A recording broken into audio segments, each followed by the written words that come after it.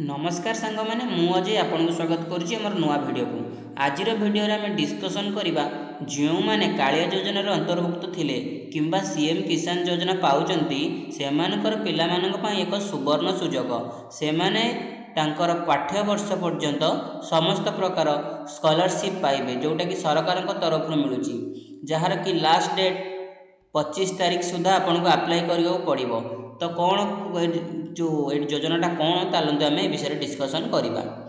देखो यहाँ साइट हूँ ओडिशा स्टेट स्कॉलरशिप पोर्टाल आपड़ ये लॉगिन करके आसीजे किसी लॉगिन करने दरकार नहीं। प्रथम आप आसीजे यही साइट को आसला आपड़ तलू स्क्रॉल करेंगे। तलू स्क्रॉल कले देखु ये लिखाई कृषि विद्यानिधि योजना। कृषि विद्यानिधि योजना से मानू मिल जो मानकर बापा माँ कालिया योजना अंतर्भुक्त थिले किंबा एबे सीएम किसान योजनार अंतर्भुक्त अछंती तो से माननको पिलांकु एई योजनाटी मिलिबो। से माने एससी एसटी हुंतु किंबा ओबीसी हुंतु किंबा जनरल हुंतु समस्त एथिर अंतर्भुक्त अछंती। तो ए विषय रे कोन हमें जानिबा प्रथमे चलंतु देखिदबा व्यू डिटेल्स मारिबा। व्यू डिटेल्स माले आपण एमिति किछि आसी जिवो। देखंतु एलिजिबिलिटी क्राइटेरिया देखि दियंतु। स्कीम ना होची कृषि विद्यानिधि योजना।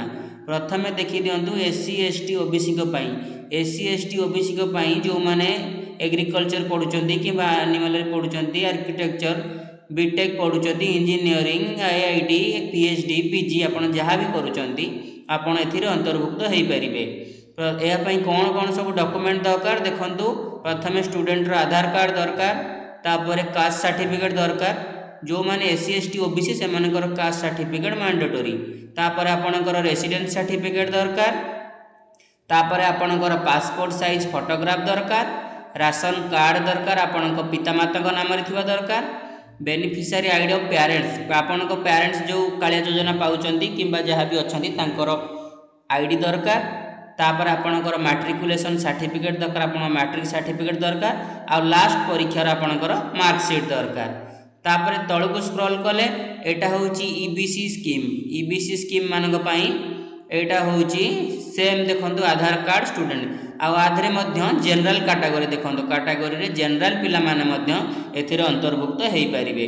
एग्रीकल्चर आधरे भी सब किछि डिपार्टमेंट रे जो माने पाठ पढुचंती से मानकर दरकार आ पई भी सेम देखंतु आईडी दरकार आधार कार्ड दरकार तापर रेसिडेंस सर्टिफिकेट तापर passport size photo ration card रा कॉपी आपणक पितामाता जी बेनिफिशियरी अछंती कालिया योजनार तांकर आईडी आपणकर सेल्फ डिक्लेरेशन सर्टिफिकेट दरकार स्टूडेंट कर मैट्रिकुलेशन सर्टिफिकेट दरकार आ मार्कशीट दरकार पूर्व सेमेस्टर रो।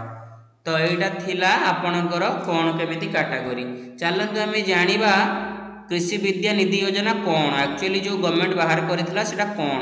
चलंतु एठी देखंतु लिखा हिची department of agriculture and farmers empowerment.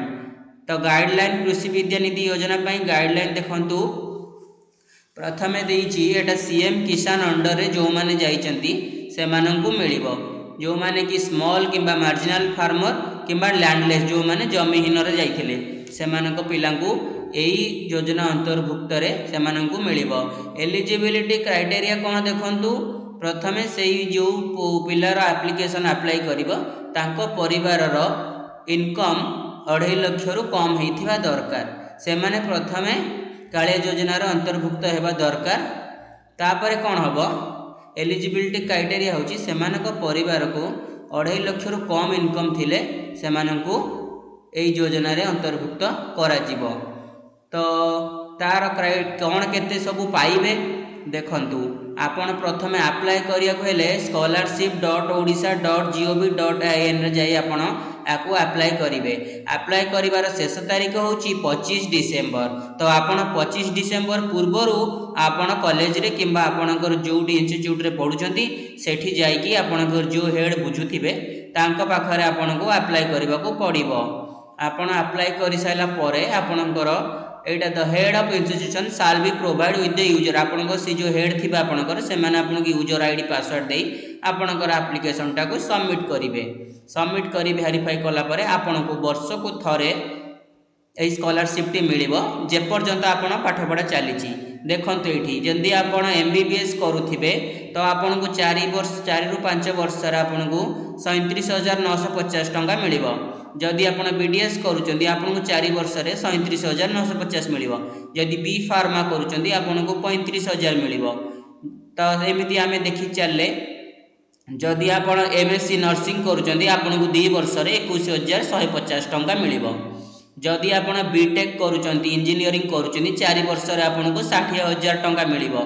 जदि आपण आर्किटेक्ट करूचंती 4 वर्ष रे आपनको 60,000 मिलिबो। बीबीए बीसीए आपण जदि करूचंती आपनको 4 वर्ष रे 30,000 टंका लेखा मिलिबो। आपण जदि ओयूटी रे पढुचंती आपनको बीटेक करूचंती तो आपनको 60,000 70,000 60,000 एमिति आपनको मिलिबो।